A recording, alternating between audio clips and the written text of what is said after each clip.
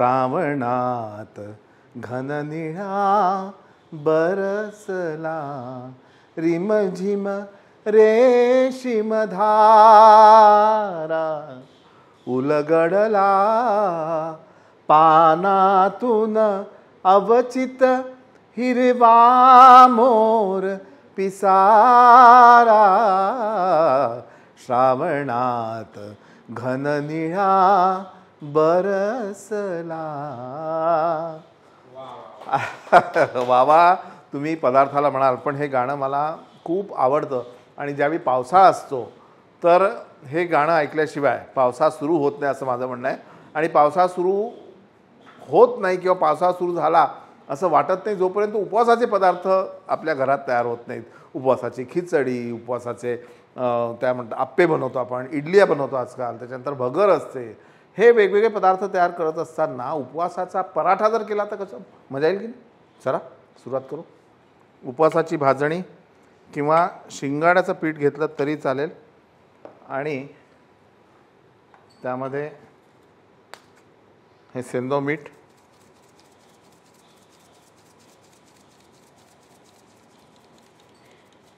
ह्याला एकत्र करून गरम पाण्याने भिजवायचं म्हणजे त्याला छान चिकटपणा येईल. आणि हे गरम पाणी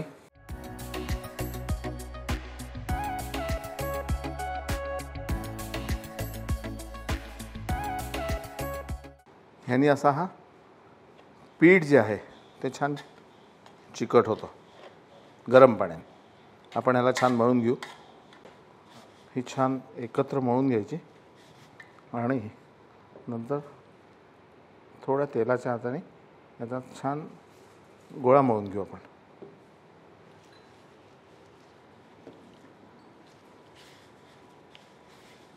हे छान मळून घ्यायचं म्हणजे तुमचा पराठा तुटणार नाही.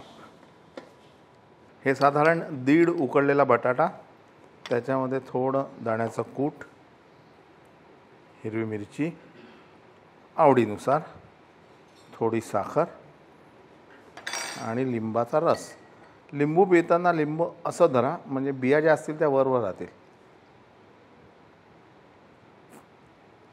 थोडं जिरं यामध्ये घालू आपण आणि हे सगळं एकत्र करायचं.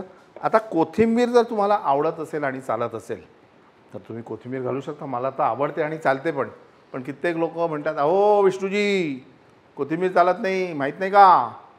नका टाकू, मला आवडते, मी घालीन, पण आत्ता घालत नाही आहे. मीठ चवीनुसार.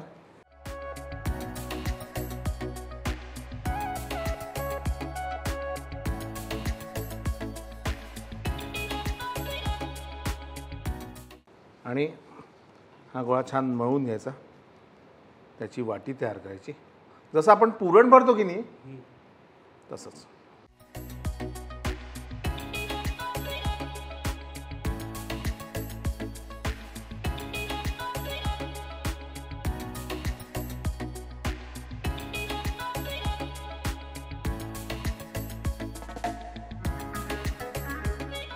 आणि आता याचा पराठा आपण लाटून घेऊ. हे जे पीठ आहे हे सुद्धा उपवासाची भाजणीच आहे आणि याला भाकरीप्रमाणे जर तुम्ही असं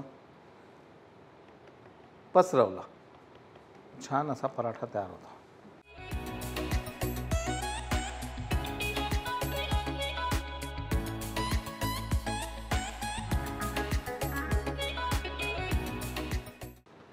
आणि हलक्या हाताने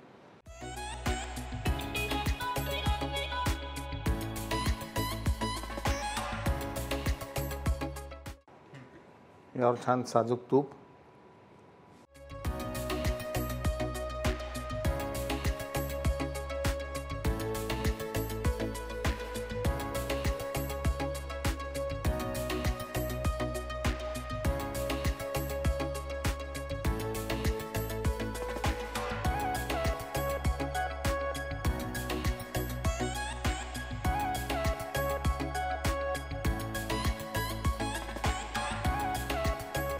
असा छान हा आतमध्ये मस्त मसाला भरलेला पराठा. तर अशा पद्धतीने आपला उपवासाचा पराठा तयार आहे आणि मी पण तयार आहे हा पराठा फस्त करायला. आणि तुम्ही तयार आहात पराठा बनवायला? मग लागा की का मला बघताय काय सामील व्हा. अरे आणि हो, थांबा थांबा थांबा थांबा थांबा, जाऊ नका. Like, share, subscribe.